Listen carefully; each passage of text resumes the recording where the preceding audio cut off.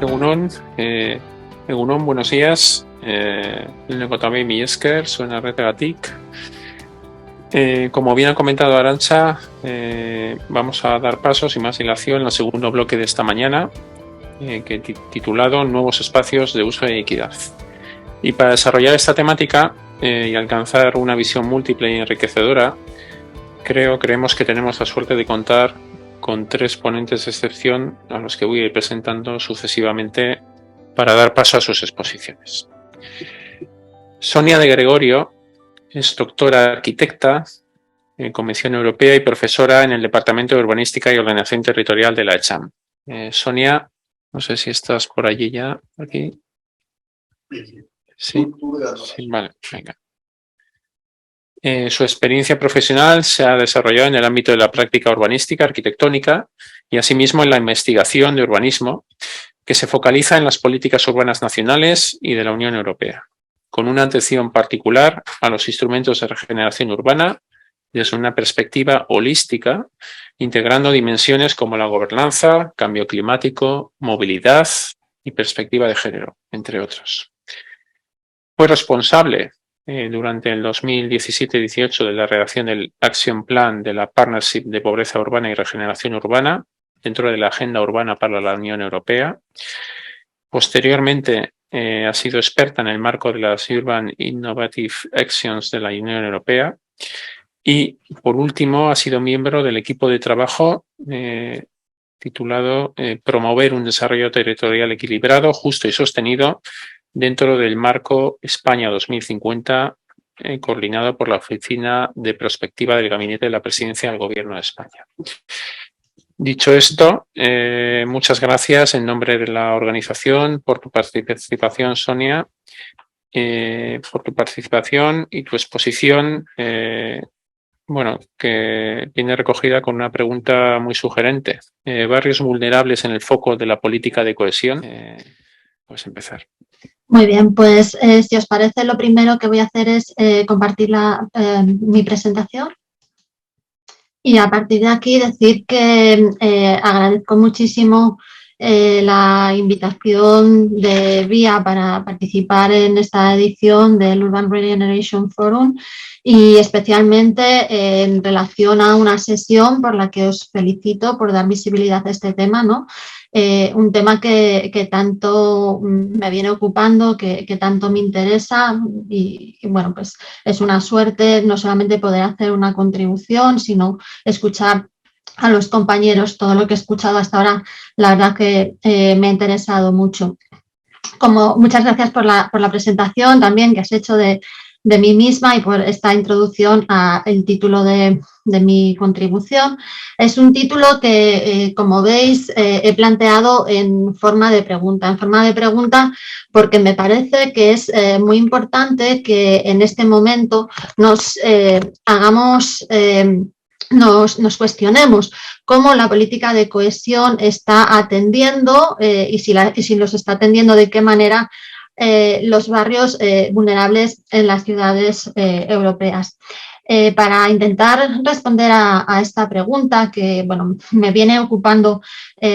últimamente bastante, estoy intentando dar visibilidad a este tema, también por eso os agradezco mucho la invitación. Como decía, voy a partir me voy a ir un poco hacia atrás en el tiempo y me vais a permitir que empiece a hablar de la emergencia de la cuestión de lo que entonces se llamaban los barrios en crisis, los barrios difíciles, como un problema transversal que empieza a tomar forma y a reconocerse así en el marco de lo que todavía entonces era la Comunidad Económica Europea. Barrios que estaban presentes ya en ese momento, a finales de los años 80, como consecuencia de esa transformación estructural que se estaba dando en la economía y la crisis continuada, ¿no? Desde el año 73 con esa primera crisis del petróleo que bueno, pues genera efectos, impactos sociales y económicos a nivel general, pero por supuesto en las ciudades. Allí se territorializan de manera importante y especialmente negativamente en los barrios vulnerables. Y la acción, la experiencia con la que se cuenta ya hasta ese momento demuestra que la casuística de estos barrios, ¿no?, el hecho de que en ellos se reproduce y está enraizado el ciclo de la pobreza, hace que no se pueda abordar su situación, la problemática que presentan con enfoques tradicionales. Es ahí donde emerge una política pública en el contexto también de emergencia de una nueva generación de políticas públicas que construyen sobre la cuestión de la gobernanza, de una gobernanza colaborativa y también de la participación, así como el concepto emergente de sostenibilidad, que es la regeneración urbana. Se plantea como un modus operandi desde lo público para afrontar la problemática de estos barrios. Esta cuestión a la que claro, ponen atención especialmente los estados que más en los que más graves eran los problemas en estos barrios, pero a los que también pone atención en ese momento la Comisión Europea, deriva en el lanzamiento por parte de las instituciones europeas y en concreto por parte de la Comisión de una iniciativa de regeneración urbana que probablemente todos y todas conocéis, que se llama Urban en 1994, que se desarrolla hasta el 99 y que luego tiene una segunda fase por considerarse que la primera, bueno, pues que había con sus luces y sus sombras y con unas sombras además que han sido muy evidenciadas, pero que en definitiva era un camino a continuar y se lanza esta segunda fase Urban 2 en el periodo presupuestario de la política de cohesión 2002-2006. Por lo tanto, tenemos esos dos periodos coincidentes con el lanzamiento de estas dos iniciativas, en donde podemos decir que el foco de la dimensión urbana de la política de cohesión y lo que luego se convertirá en la dimensión urbana de la política de la Unión Europea está puesto en este momento en la regeneración urbana, no solamente de los barrios vulnerables, no solamente está puesto ahí, sino que nace de la mano de esta problemática, ¿no? La pregunta que me hago a continuación es una reinterpretación de la que aparecía en el título, es si después de aquello la regeneración urbana es todavía una prioridad de la política de cohesión, es decir, la regeneración obviamente de estos barrios desfavorecidos. Para eso me vais a permitir que continúe este camino en el tiempo, esta especie de aproximación dialógica y volvemos a situarnos al final, ¿no?, de ese periodo en el que finaliza Urban 2, por lo tanto 2006. Inicia el nuevo periodo, 2007-2013, y ahí nos encontramos con que se empiezan a dar cambios en las prioridades de la dimensión urbana de la política de cohesión, y esto no es por casualidad, viene de la mano de una importante reforma de la política de cohesión que se lleva a cabo durante los años 2000, en la que, entre otras cosas, esta política evoluciona de un enfoque basado en subvenciones a uno basado en buscar que los fondos estructurales actúen en áreas prioritarias de política. Esto, además, está muy determinado por los objetivos que establece la Estrategia Europa 2020, la hoja de ruta en lo económico y lo social de la Unión Europea en aquellos años. Una cuestión que quería destacar es que uno de los pilares de la Estrategia 2020, como ha reconocido la literatura, ha sido un concepto, o sigue siendo en realidad, un concepto que se denomina Smart Specialization, especialización inteligente, un concepto que viene de la literatura sobre el crecimiento sectorial y que propone que los recursos económicos, es decir, en este caso, los recursos que ponen a disposición de las regiones, porque la política de cohesión es una política regionalizada, como digo, los recursos que se ponen a disposición pueden generar un mayor impacto si cada región focaliza sus inversiones en áreas de especialización o que presentan una ventaja competitiva. Como no se os escapa, en una presentación donde he empezado hablando de la regeneración urbana de los barrios vulnerables o desfavorecidos, lo que vemos es que este concepto es contrario a la propia esencia de la regeneración urbana, que por definición actúa en los barrios que están en ese proceso de declive, bajo tendencias que les afectan negativamente. Esta cuestión, este concepto, no se propone explícitamente al marco urbano, pero sí que influencia bastante la evolución que hace el marco urbano. Y una de las consecuencias es que se empieza a mover el foco de la política, de la dimensión urbana de la política de cohesión desde la regeneración urbana a proyectos urbanos con una mayor capacidad de generar un retorno económico rápido. Lo que vemos, hemos llevado a cabo en un trabajo que acabamos el año pasado sobre esta intuición que teníamos, hemos llevado a cabo un análisis del discurso de los principales documentos de política de todos esos periodos y vemos efectivamente que el concepto guía de la política, de la dimensión urbana de la política de cohesión pasa de ser la regeneración urbana en esos dos periodos primeros que os he enseñado y en el 2007-2013, que creo que aquí se ve más claro, vemos ya que se empieza a orientar a lo que será el nuevo concepto guía, que es el desarrollo urbano sostenible integrado, un concepto que ya se consolida como el concepto prioritario en el periodo 2014-2020 que acabamos de terminar. Vuelvo a la diapositiva en la que estaba para comentaros que este nuevo concepto, el concepto de desarrollo urbano sostenible integrado, DUSI, es un concepto más amplio que la regeneración urbana y, por lo tanto, cabe hacerse la pregunta, ¿no? Intentando recorrer ese camino para darnos una respuesta al título del que partíamos, de si las ciudades pondrán en marcha realmente proyectos de regeneración urbana en este nuevo marco DUSI o con los fondos estructurales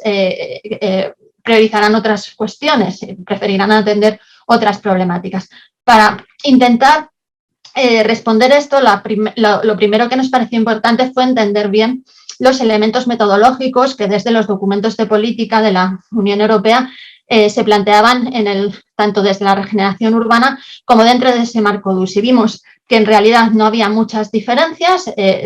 beben un poco ambos de lo que podríamos llamar el acervo urbano de la Unión Europea, por lo que tienen muchos elementos en común, pero hay 4 diferencias clave que luego nos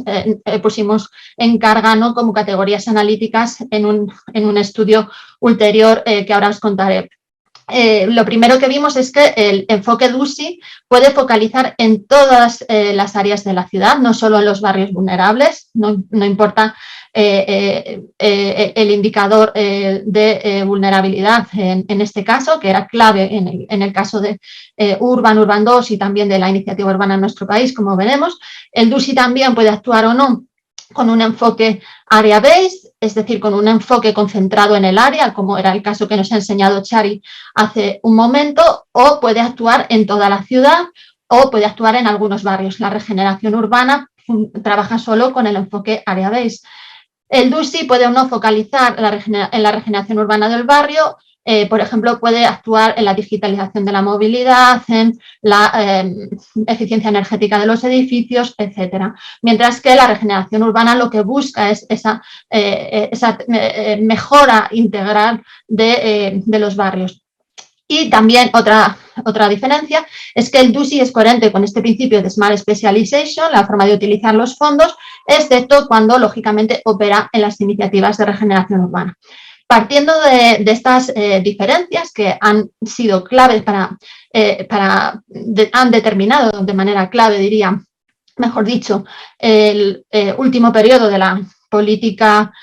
urbana de la Unión Europea y en concreto cómo se ha desarrollado en nuestro país, me permitís que dé el salto a nuestro país porque quisimos ver cómo efectivamente este posicionamiento, ¿no?, este nuevo discurso en relación a lo urbano se había plasmado en el último periodo de la política de cohesión, el que acabamos de terminar,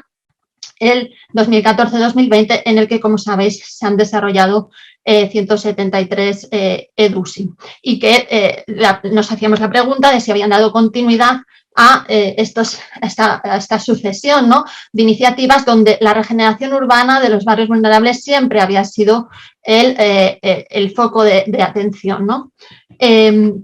Para eso lo que hicimos fue un análisis de la SEDUSI, no me voy a parar en esto, pero lógicamente entendiendo a su genealogía, es decir, cuáles eran las prioridades políticas desde tanto la Unión Europea como a nivel nacional que determinaban su nacimiento y su conformación. Por supuesto, a paso seguido, estudiar la convocatoria de la SEDUSI y luego cada una de las SEDUSI. Sí que quiero mencionar que solo estudiamos 165 de las 173 porque este trabajo lo llevamos a cabo durante la pandemia y hubo 8 a las que no pudimos acceder en ese momento de ninguna manera. Una cuestión que quería mencionar, aunque es solo tangente a lo que estamos hablando, es que por primera vez las EDUSI permiten que entren en estos instrumentos urbanos de la política de cohesión en nuestro país municipios con menos de 50.000 habitantes, algo que anteriormente había pasado solo en casos excepcionales. Esto es algo que consigue la autoridad de gestión española en las conversaciones y las negociaciones con la Unión Europea, que quería potenciar que los fondos fueran a ciudades de mayor tamaño, como ha pasado, por ejemplo, con Italia, que ha ido a las ciudades metropolitanas, y creo que esta es una cuestión bueno, pues que ha beneficiado, ¿no?, y que beneficiará seguramente el ámbito de las políticas europeas, ¿no?, en nuestro país, en el sentido de que ayudará a que las ciudades pequeñas hayan desarrollado capacidad y experiencia en relación a bien el enfoque DUSI o bien el de regeneración urbana que hayan desarrollado, que ahora veremos en la siguiente diapositiva qué es lo que hicieron, ¿no? Lo que planteábamos era este estudio de las 165 EDUSI y, entre otras cosas, queríamos entender si habían desarrollado programas de regeneración urbana o bien habían desarrollado proyectos urbanos de otro tipo. Lo que vimos es que 100 EDUSI operaban en el total del área de la municipal con otro tipo de proyectos y 37 EDUSI actuaban en el conjunto de los barrios del municipio con un enfoque area-based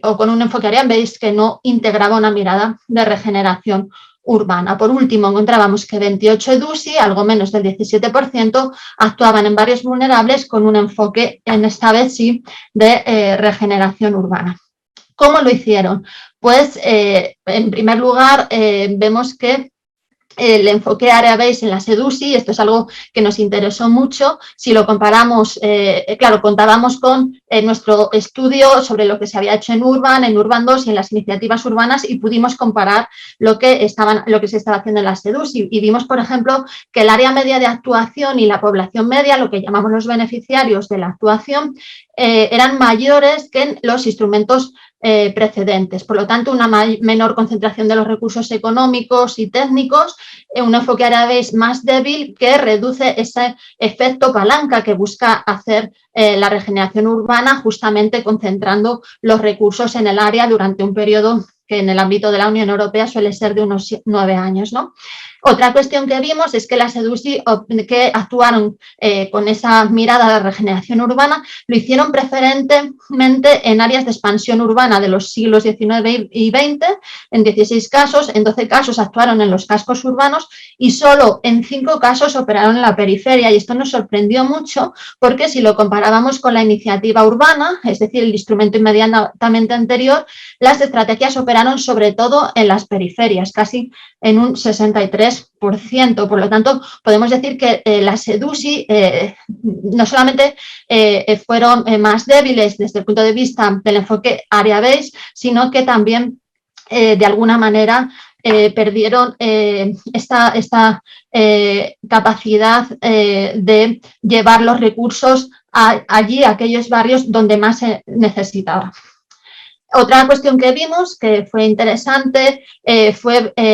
la cuestión del enfoque integrado en la SEDUSI. Claro, si es un programa de regeneración urbana, tenía todo el sentido estudiar qué nivel alcanzaba el enfoque integrado. Vimos que las SEDUSI sobre todo afrontaban problemas tradicionales de los barrios vulnerables, problemas que veníamos encontrando en los instrumentos anteriores,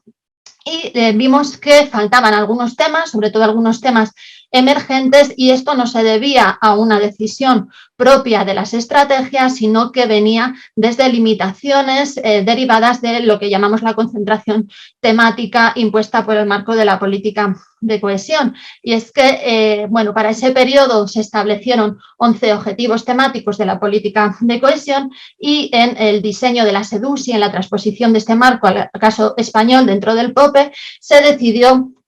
que solamente los que veis aquí no tachados, ¿no?, estos objetivos fuesen los que las EDUSI podían trabajar, es decir, podían incluir actuaciones financiables dentro de esos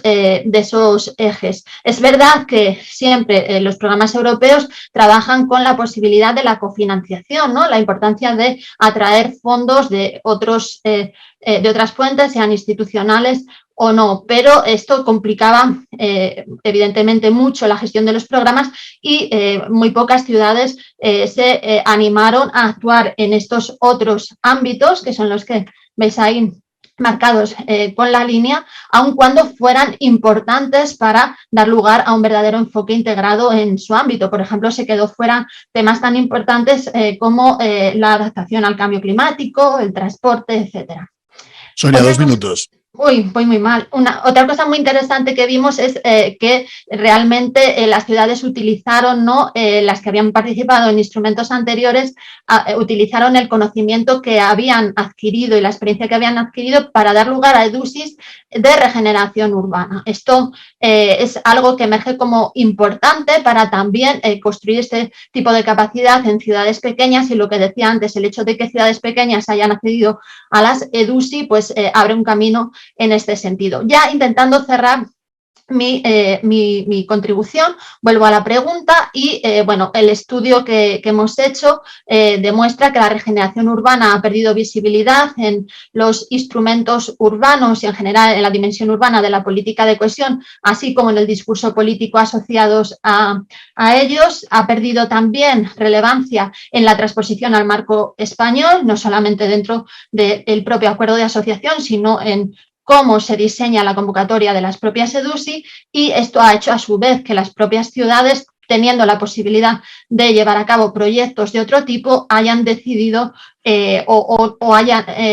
renunciado a llevar a cabo proyectos de regeneración urbana, y cuando lo han hecho han sido más débiles. Ha habido también, esto me parece importante, menos estrategias de regeneración urbana si lo comparamos con los periodos anteriores, aunque había mucho más fondos en el caso de este último periodo presupuestario, en torno a 1.000 millones de euros. Esta cuestión, el hecho de que desde el ámbito europeo se haya reducido haya decrecido el interés hacia la regeneración urbana, yo creo que explica de manera importante eso que señalaba antes Agustín, y es que ha entrado en la cuestión urbana de manera muy sectorial en el plan de recuperación. Esto es porque el plan de recuperación viene determinado enormemente por las prioridades, sobre todo de la Unión Europea, por las iniciativas banderas, por lo que llamamos el Council Implementing Decision, y bueno, pues nos hemos encontrado así, ¿no? Este es un estudio que hicimos este verano, un plan de recuperación que tiene muy en poco en cuenta lo urbano, vamos a decir, de manera sustantiva. Quería abogar por, de alguna manera, darle visibilidad a la relevancia de la cuestión. Yo creo que es una cuestión en la que estamos de acuerdo, o sea que voy a ir muy deprisa, pero sí que quería recalcar que la cuestión de la que estamos hablando, la exclusión social y la pobreza en las ciudades de la Unión Europea y la concentración en los barrios está aumentando. Nos lo dicen también en el caso español, en este caso el relator especial de Naciones Unidas sobre la extrema pobreza, cuando vino antes de la pandemia, ¿no?, señaló los barrios vulnerables de España como ámbitos que no estaban siendo suficientemente atendidos o que no estaban siendo atendidos. Por lo tanto, los barrios vulnerables deberían seguir siendo un problema relevante y transversal a nivel de la Unión Europea. También importante recordar que desde una perspectiva de política de cohesión, acabar con la vulnerabilidad y la pobreza urbana es un objetivo consustancial a la misma. Voy a ir muy rápido en relación a esto, pero no quiero cerrar sin señalar que la pandemia nos ha vuelto a poner de relieve la importancia de atender los barrios vulnerables. En ellos se recrudece la vulnerabilidad cada vez que hay algún eje de declive que afecta a la sociedad en general, y desde este punto de vista, y ligando otra vez con el nivel de la Unión Europea, sabemos que las ciudades de la Unión no podrán hacer una plena contribución a la transición verde y justa que propone el Green Deal si dejan atrás los barrios vulnerables. Por lo tanto, también desde este punto de vista, muy importante que la política de cohesión vuelva a poner atención a estos barrios. Como hemos visto, cuando no es obligatorio realmente la regeneración urbana pierde visibilidad en cómo se materializan los instrumentos de regeneración urbana. Por eso es muy importante reintroducir este tema como objetivo específico de la dimensión urbana de la política de cohesión, como lo era hace unos años, con un porcentaje obligatorio dirigido justo a esto, ¿no?, a la regeneración urbana de los barrios vulnerables, y que es muy importante que esto se haga en complementariedad con el plan de recuperación y siguiendo esa filosofía del Green Deal de la Unión Europea. No tiene sentido que cada una de estas políticas, ¿no?,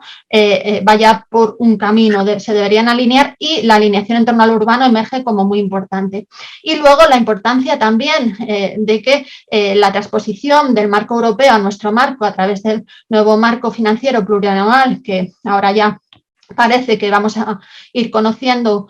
más en profundidad, pues que dé lugar a un instrumento específico para la regeneración urbana para estos años que vienen. Yo, a partir de ahí, simplemente señalar que vengo trabajando este tema con el fin de darle mucha visibilidad en mi trabajo, porque es un tema en el que creo mucho, y bueno, os agradezco una vez más la oportunidad de haber podido contribuir a la sesión. Sí que me ha llamado la atención, y que lo has recalcado, el hecho de que, y he hecho el ejercicio de hacer la suma, ¿no?, que estamos hablando de 120 municipios menores de 100.000 habitantes, o sea, entre los de menores de 50.000 y menores de 100.000, que han abordado estos procesos. Y yo creo que eso es una buena noticia, y eso se veía reflejado también en esa comparativa de mapas de la península, en la cual bueno, había un escalonamiento desde una primera imagen en donde, bueno, aparecían los puntos en la periferia, centro y periferia, y veíamos ya en el último, pues, que en esas zonas intermedias, ¿no?, capitales de provincia, bueno, de la España interior, ¿no? Y yo creo que eso es una buena noticia, ¿no?, porque en ese proceso de, bueno, del desarrollo también de esos territorios, ¿no? Y por último también señalar, bueno, o preguntar rápidamente, brevemente, esas temáticas que quizás se han quedado fuera hasta ahora, ¿no?, que señalabas algunas en el periodo anterior, como cambio climático, transporte, etcétera. Supongo que eso, el cambio climático, eso habrá que darle, ¿no?, en estos próximos tiempos bueno, pasará a primer plano a la hora de abordar estos procesos. Sí, en realidad dentro de las EDUSI sí que se podía afrontar la mitigación al cambio climático, ¿no?, porque entraba ese eje de una economía baja en carbono, pero quedaba fuera el de la adaptación al cambio climático, que, bueno, como sabemos es cada vez más importante, y más en ámbitos como en los ámbitos de los que estamos hablando. Esto conllevó muchas quejas, ¿no?, no solamente desde el marco español, también desde otros, y finalmente en este periodo se ha tenido en cuenta y va a haber un funcionamiento diferente, por lo que, claro, depende de cómo se lleven a cabo el diseño de los instrumentos que finalmente operen en España, pero esta cuestión de la concentración temática efectivamente yo creo que no va a volver a repetirse, porque emergió muy rápido, ¿no?, como un cortapisas. Desde luego no puedes dar lugar, no puedes plantear que puedes actuar con regeneración urbana si luego hay un conjunto de temáticas que no puedes meter y no puedes, por tanto, cumplir con esa visión integrada que es consustancial a la regeneración desde mi punto de vista. Tenemos dos cuestiones, a ver si podemos abordarlas de una manera rápida.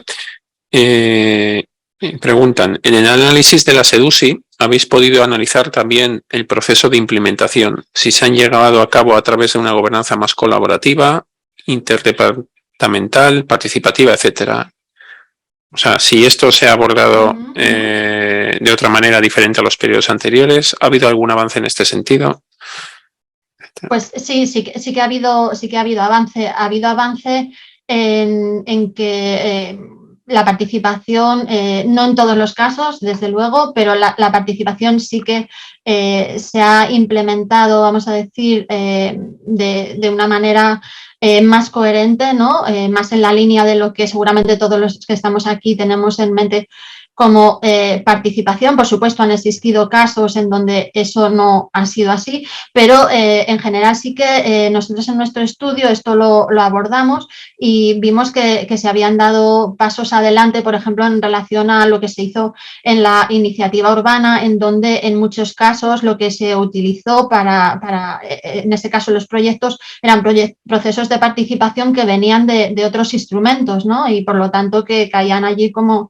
bueno, un poco de manera descabalada. También vimos una cosa interesante y es que en la SEDUSI entra el tema de las redes sociales de manera importante en la participación. Sí, creo que es... no veo aquí el nombre de la persona que ha hecho esta pregunta, pero si te interesa el tema, pues hay todo un epígrafe de una de las publicaciones que he enseñado en pantalla. Ya lo siento porque he ido súper deprisa, porque pensaba que tenía 25 minutos y al empezar nos han explicado que teníamos 20. Pero en esa publicación está esto explicado. Muy bien. Pues vamos a dar paso a la siguiente ponencia, porque vamos un poco justos de tiempo. Reiterar el agradecimiento de la organización del día, Sonia. Muchas gracias por tu participación.